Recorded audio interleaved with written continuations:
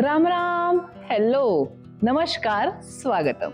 मी आहे कुलकर्ण्यांची Kashmira and this is our Gapshap world.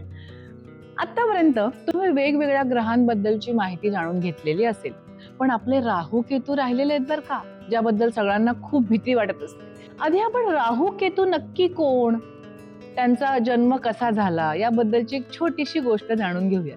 तुम्हाला माहितीये की समुद्र मंथन झालेलं होतं आणि समुद्र मंथन राक्षस आणि देव यांच्यामध्ये झालेलं होतं. समुद्र मंथन जेव्हा झालं तेव्हा अमृत कलश निघाला. अमृत कलश निघाल्यानंतर देव आणि राक्षस दोघांमध्ये वाद व्हायला लागले, कारण प्रत्येकाला अमर व्हायचं होतं, आपली शक्ती वाढवायची होती. त्यामुळे अमृत कलश आपल्यालाच मिळावं यासाठी दोघांचेही वाद व्हायला लागले. मग विष्णूकडे प्रार्थना करायला गेले की तुम्हीच ठरवा आता काय करायचं. आणि विष्णूने ठरवलं की हे देवतांना द्यायचं. पण दानवांकडून ह्या गोष्टीचा ऍक्सेप्टन्स व्हायलाच तयार नाही, की नाही आम्ही पण तेवढीच मेहनत घेतलेली आहे, आम्हाला सुद्धा अमरत्व हवंय. मग विष्णूने काय आयडिया केली की विष्णूने मोहिनी अवतार घेतला.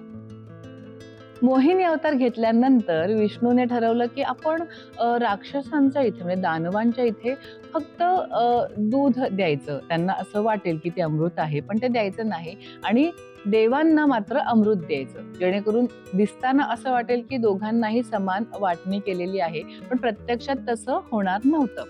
मग मोहिनी अवतारामध्ये त्यांनी काय सांगितलं की देवतांची एक वेगळी लाईन करा आणि दानवांची एक वेगळी लाईन करा.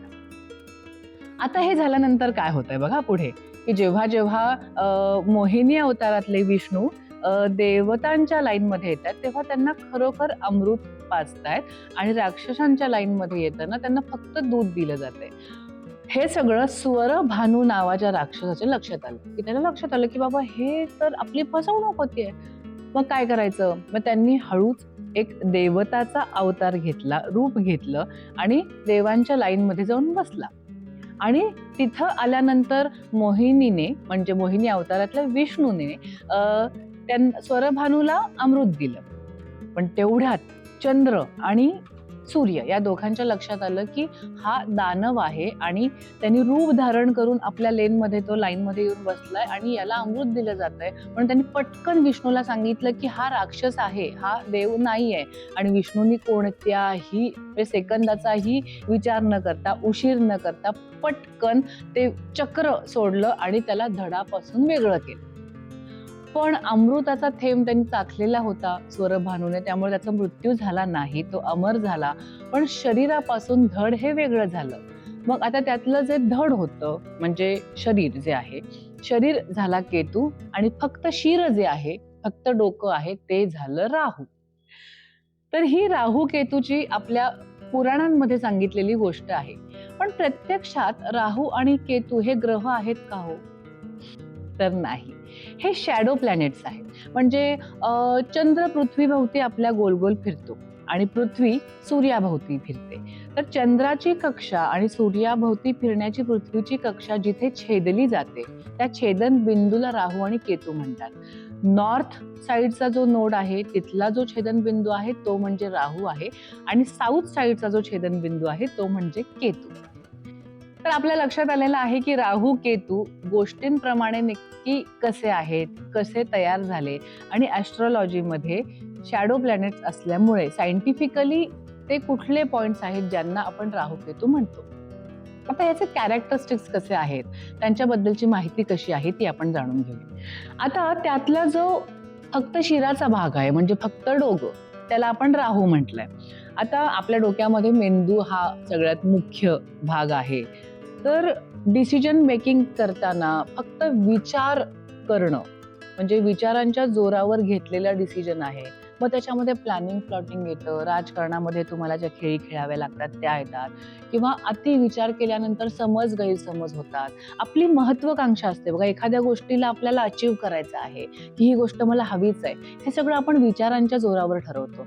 तर ह्या सगळ्या गोष्टी ज्या आहेत ह्या राहू कंट्रोल करतो. म्हणजे आणि टेक्निकल ज्या गोष्टी आहेत, मीडिया आला किंवा आता आपण इंस्टाग्राम आहे, फेसबुक आहे, यूट्यूब, ह्या सगळ्या ऑनलाईन वाल्या गोष्टी आहेत. म्हणजे आमचा फिल्म मीडिया आहे, हे मीडिया आहे, कॅमेरावरती शूट होतो, ही सगळी टेक्नॉलॉजी आहे ना, टेक्निकल ह्या सगळ्या गोष्टी राहूच्या अंडर येतात. म्हणजे आता आपण विचार करून ठरवतो, की आपण काय बोलणार आणि काय नाही बोलणार आहे. ते खोटं बोलणं, एखाद्याला फसवणं किंवा ब्लॅक मॅजिक सारखे जे प्रकार असतात. एखादी गुप्त गोष्ट आहे त्याची जी त्याला शिकायचं आहे आपल्याला. म्हणजे एखाद्या गुप्त गोष्टीचं शिक्षण आहे. ह्या सगळ्या गोष्टी राहूच्या अंडर येतात आणि अचानक एखादी जी गोष्ट असते ना, म्हणजे जेव्हा समुद्र मंथनाच्या वेळी ज्याचं अचानक धड कापलं गेलं ना, अचानक शिर कापून वेगळं केलं. तर अचानक घडणारे लाभ असू देत, अचानक होणारं नुकसान असू दे, अचानक येणारं संकट असू दे, अचानक ही जी गोष्ट आहे ना, ती पण राहूच्या अंडर होते. तर ह्या सगळ्या गोष्टींचे कॅरेक्टरिस्टिक्स हे राहूबद्दल होतात. आता एक बेसिक गोष्ट आपण बघू शकतो, की पत्रिकेमध्ये आपल्या 12 भाव आहेत. ते कसे काय आपण पुढे सगळे शिकणार आहोत. मग त्याच्यामध्ये 3ऱ्या घरामध्ये, पराक्रम स्थानामध्ये, त्याच्यानंतर 6व्या स्थानामध्ये, 10व्या स्थानामध्ये आणि 11व्या स्थानामध्ये जर राहू असेल, तर तो चांगली फळं देतो.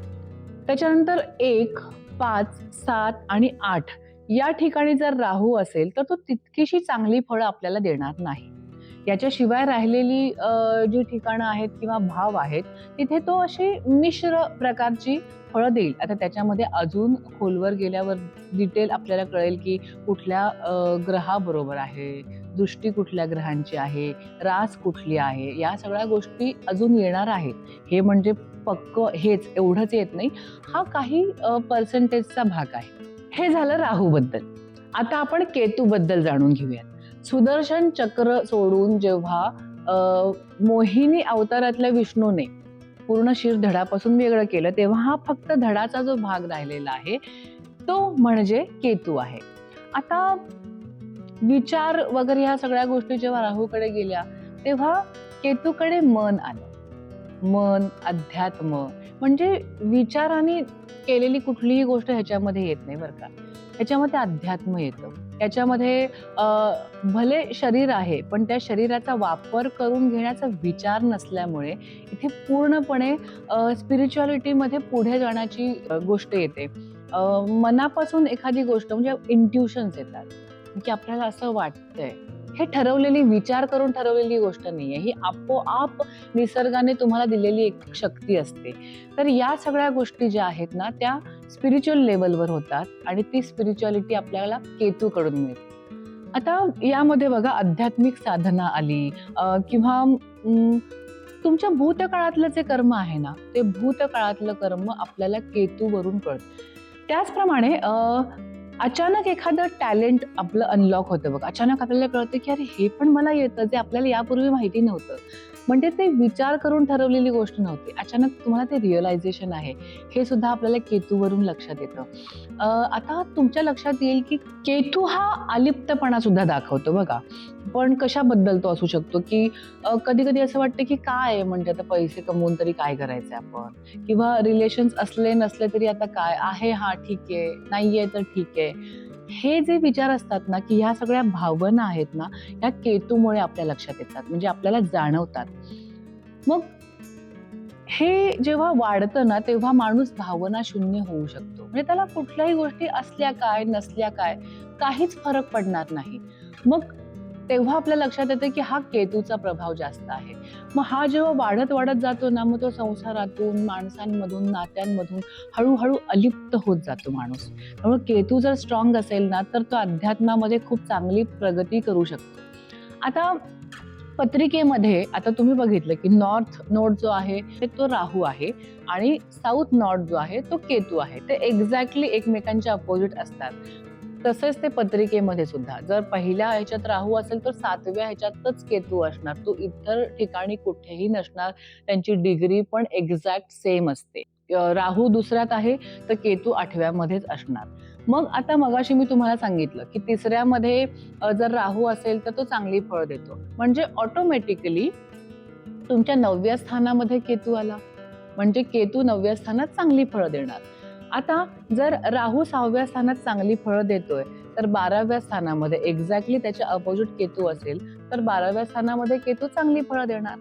तर केतूच्या बरोबर अपोजिटच राहू असणार, राहूच्या अपोजिटच केतू असणार. याच्यामध्ये काय म्हणायचं ऑप्शनच नाही. म्हणजे हे कन्फर्म गणित असतं. तर हे राहू आणि केतू बद्दलची तुम्हाला माहिती कशी वाटली ते तुम्ही आम्हाला नक्की सांगा. याबद्दलचे काही प्रश्न असतील तर ते सुद्धा तुम्ही आम्हाला विचारू शकता.